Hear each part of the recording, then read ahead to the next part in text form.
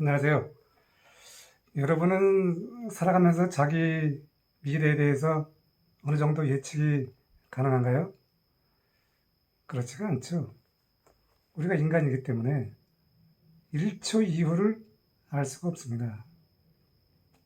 하지만 먼 인생 계획은 우리가 세울 수가 있죠. 저는 은퇴하고 나서 잘한 것이 참 두 가지가 있습니다.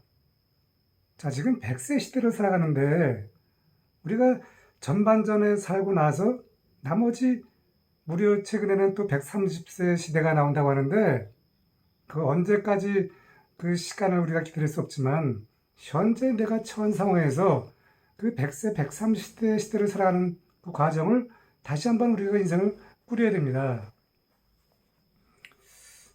저는 제가 책을 쓸 거라고 생각을 못했습니다.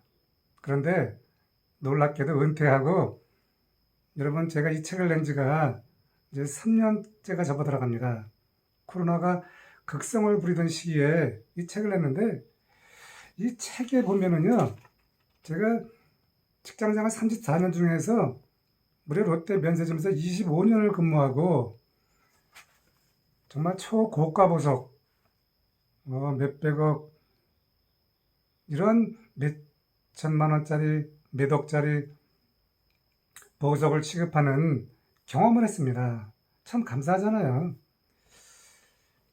그것도 제가 알 수가 없었죠. 내가 어떻게 보석을 취급할까?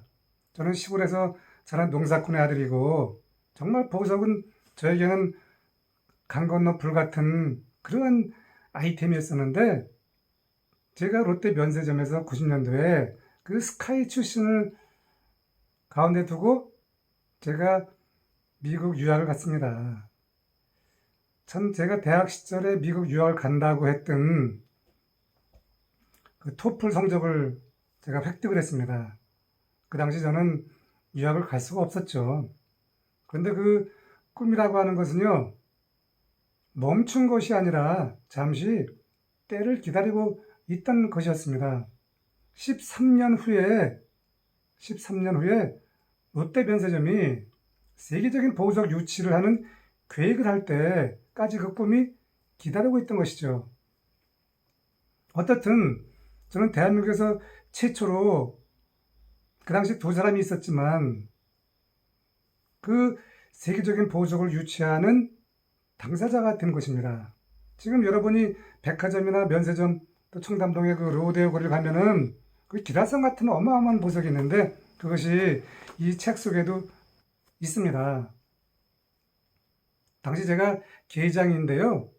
서울세관에 가서 내가 롯데 면세점에서 보석을 수입을 해야 되는데 어떻게 하냐고 할 당시 기억이 안 납니다. 그때 세관이 그랬습니다. 무슨 면세점에서 보석을 취급하느냐. 그 말도 안 되는 그 시작이 30여 년이 흘러서 정말 세상을 바꿨죠. 그리고 저는 또 감사한 게 은퇴하고 저는 주얼리 제조업자가 아니지만 하지만 그 롯데 면세점에서 수많은 보석을 취급을 하면서 보석에 대한 노하우를 알고 또 롯데 면세점에서 보석을 취급하면서 어떻게 내가 보석을 만들 수 있는가라고 하는 그 기본적인 정보를 갖고 있었죠. 그래서 이처럼 주얼리 창업을 했는데 자 100세 시대 제 동기들 보면은 참 또 바쁘게 하는 분도 계시지만 그렇지 않은 상당수는 하루하루가 상당히 의미를 갖고 있는지 모르겠습니다. 은퇴 이후는 내가 큰 것을 노리는 것이 아니라 작은 것을 노리면서 다시 멀리 계획을 세우면 되는 것입니다. 그리고 저는 또 온라인 창업을 했습니다. 이후에 현재 온라인 창업 강의도 하고 코칭도 하고 있는데 여러분도 나만의 콘텐츠로 제2의 인생을 꿈꾸면 좋겠습니다. 창업이라든가 글쓰기 여러 가지 모든 것이 궁금하면은 저에게 언제든지 문의하시면은 제가 답변을 해드리겠습니다. 파이팅 하시고요.